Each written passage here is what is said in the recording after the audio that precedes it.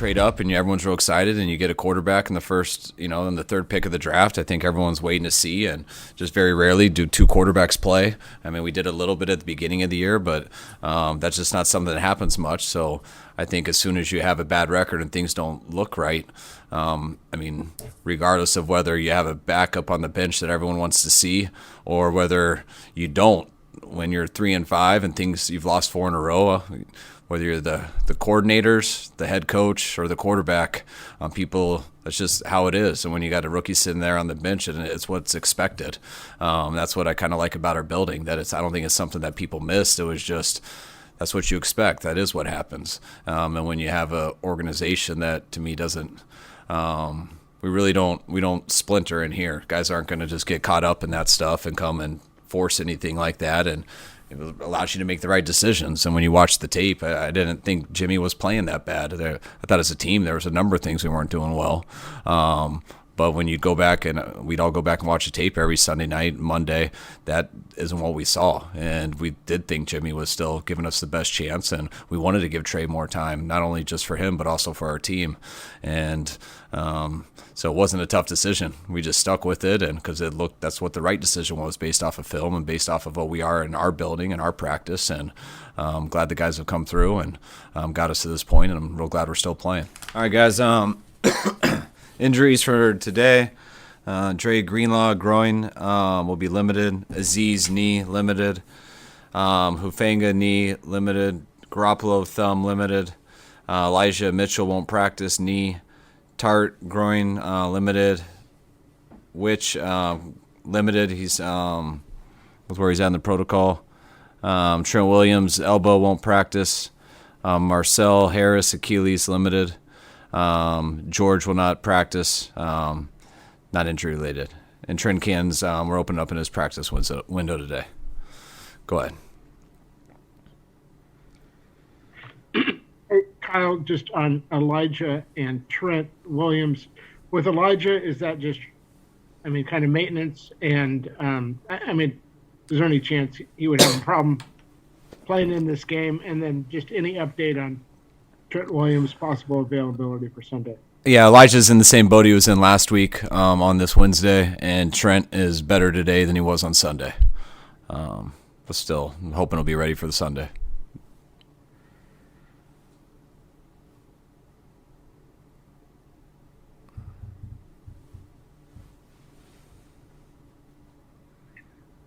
Yeah, Kyle, we still have to see Jimmy with thrive in another 2-minute situation to come back and tie the game.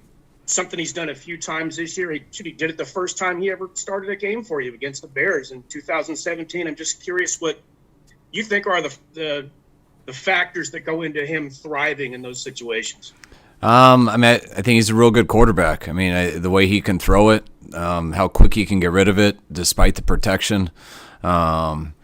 And he's made good decisions. When you're in those situations, that's when pass rushes tee off. So that's when they become real hard. And sometimes you block them well, sometimes you don't. And when you don't, if you get sacked, usually it drives over. But Jimmy's done a real good job of being able to get rid of it. And then when we've blocked, always been able to hold on to it, which to me allows you to succeed in those situations. Kyle, after getting a chance to study the Cowboys, what are some of the things that stand out to you as maybe the biggest challenges going into this game? You can see why they're in this position. Just offensive, defensively, special teams. Their numbers are off the charts on both sides, in both phases. They got very good talent. They got very good schemes. Watching their defense, it looks so much to me like a Dan Quinn defense. He's changed a lot schematically and coverages and everything, but the way those 11 guys play and attack the ball and go for the ball, he's got them going. And it's not a coincidence they're leading the league in getting turnovers. Their offense, starting with their quarterback, he's a great player. Kellen does a real good job schematically, especially with the receivers they have and the 2 running backs they have and the O-line they have. So very talented team, and it's very obvious why they're in this position. Kyle, kind of blending those two things in terms of just Jimmy Garoppolo's, all the interceptions we've seen him over the years. I'd imagine him more. He's the quarterback better than any other quarterback you've coached. And then, so when he throws an interception, what do you see that triggers him to rebound on that next drive? Honestly, no differences that when he throws interception. I mean, when you let that ball rip and you're not scared of failing, I mean, it doesn't always go perfect. And you watch a lot of good quarterbacks in this league, and some do a really good job of never having picks, which is very rare. But even look at some of the great ones. I mean, they're going to get some interceptions. They're aggressive with it, and sometimes when they're like that, you can keep both teams in the game. But usually they get you over the hump if you keep swinging. And that's how Jimmy's always been. I mean, sometimes it's better than others. But, when you throw the ball like that and you don't sit there and if you're not scared to fail, sometimes that stuff happens. I know that Deebo's weight initially was a concern for you guys when he came in 2019. And Wes made that a pet project of his. Where are you now as far as how big he should be? Because he seems to that weight seems to be a part of his game, throwing that weight around. What's your stance on that now? Oh, we're still the same. I mean, we challenged Deebo with it. I mean, Deebo's always going to be big and solid. We just want him to be, the way he plays the game sometimes, it takes him, it's harder for him to practice all week and stuff. And that's when you got to be careful. When you're too sore and stuff to practice, when you're naturally like him, you're going to put on some weight, and then it's tough to play receiver when you're like that. So mainly Deebo, he's been so, he's been awesome here since the offseason to this season, throughout watching his weight in terms of how he eats, how he practices, everything. And he's kept it way under control, and I think it's helped him stay healthier and led him to more success. Kyle, how would you describe how Dre Greenlaw played on Sunday? It looked like he was pretty amped up, maybe a little rusty, maybe a little over-amped. What does he bring to the table, and just how important is it for him to just kind of get settled in and get his feet under him again? I thought him playing out there was like watching Mike Tyson with a uniform. First of all, I think he looks like him, his face a little bit. But he was so in the zone. Honestly, if I was a fan, I probably would have been wearing his jersey in the stands that day, because he plays a way that I love to watch, and we gotta be careful with that. He did get he got a couple personal fouls and stuff, and it's a very fine line. But when you can play with that aggressiveness, that energy, I mean, guy hasn't played all year, and you can see how much he liked playing football. We didn't know how much he was going to be able to go, and he went pretty much every play.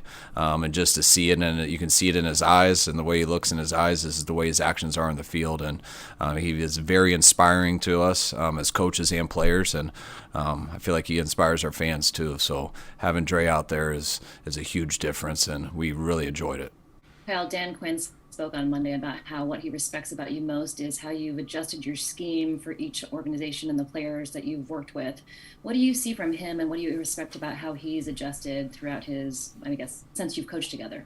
It was cool watching him, because I haven't got to play against him since 19, and I know exactly what, they were very similar in 19 to how it was when I was there. But just watching him now, got Dallas, it's still his style. They play the exact same way, and it's very obvious when you see him on tape, and that's the coolest thing about Dan. But just coverage-wise and stuff, it's very different.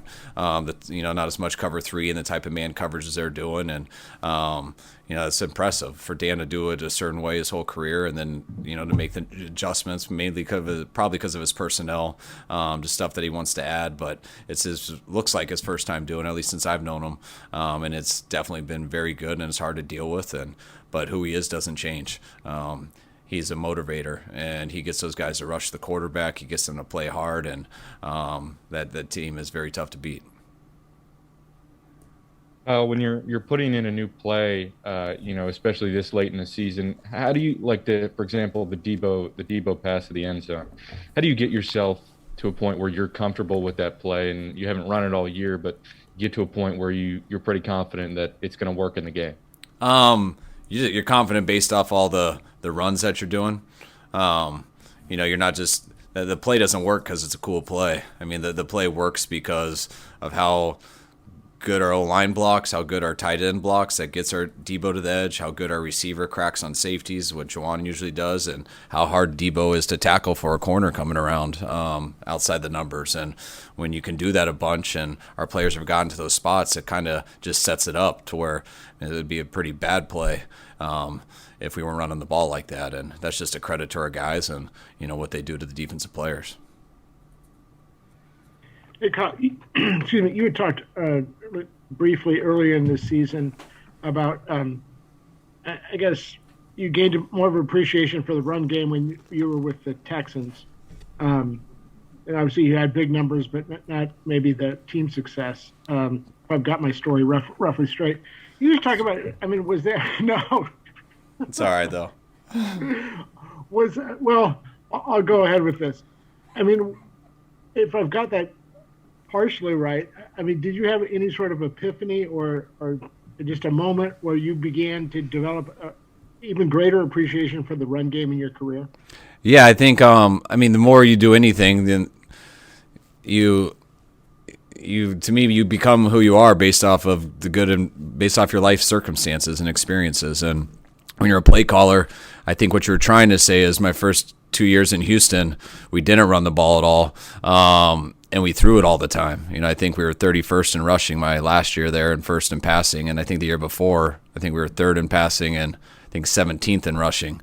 So I had 2 years as a coordinator, and the way our quarterback was, the way our receivers were, we were just built to throw. And so you knew how to do that. And then I went to Washington and you try to do the same stuff and you realize you got to do different stuff with different players, and you start to adjust and figure out what you need to do, and you learn the importance of everything. And getting forced to do certain things based off your personnel, I do think helps you grow as a coach. So then when you feel like you can do both, you don't just abandon one, because you understand through your experiences why you have to be able to throw the ball, you have to be able to run the ball. We ran the ball really well versus the Rams, and I think that was only because we threw the ball well. In both of those games, if we didn't have two of our best third down games throwing the ball, you would not have seen those type of runs. So I think it all ties together, and I also think it helps you win games is what you learn the most, because the more you run the ball, the less chance you have usually of penalties, usually of sacks, and most importantly, interceptions. Two more? I don't know if this was by accident or just kind of the way it worked out, but it seems like you and Deebo have a conversation before just about every practice, maybe before games too sometimes. What are you guys talking about? What do those conversations usually kind of consist of? Anything. Deebo's a really easy guy to talk to. He's, and during that, he's not doing much on special teams at that time, so he usually just comes over and we chit-chat a little bit, and sometimes it's about how he's feeling, it's about the practice, sometimes it's about the team we're playing, sometimes it's about his family. He has a little boy that is already holding I think he's 3 weeks old, and he's already holding his bottle by himself, so he's just convinced that means he's going to be a top pick in the draft. So he's very proud. But Deebo's an awesome guy to talk to. I'm his coach, so consider a friend though also. Last one. Kyle, with Juwan, it's so obvious that he loves football and is just so happy to be in the position he's in. What does that bring to the locker room and to the huddle, just to have that kind of infectious enthusiasm? Oh, so much. You guys know how we felt about Bourne around here our first few years, where I used to call him kind of our mascot, because he was just, his personality never changed. And Juwan's similar. They're definitely different, though, but he brings that same type of energy. And Juwan, he's going so hard. He's always borderline, I say 95% blacked out, which makes you play at a certain level, which is awesome. But at 5%, he knows how to play within the lines and be smart about it. But guys feed off of him. I remember Deebo saying to me yesterday, he couldn't believe some of the stuff Juwan was doing out there during the game.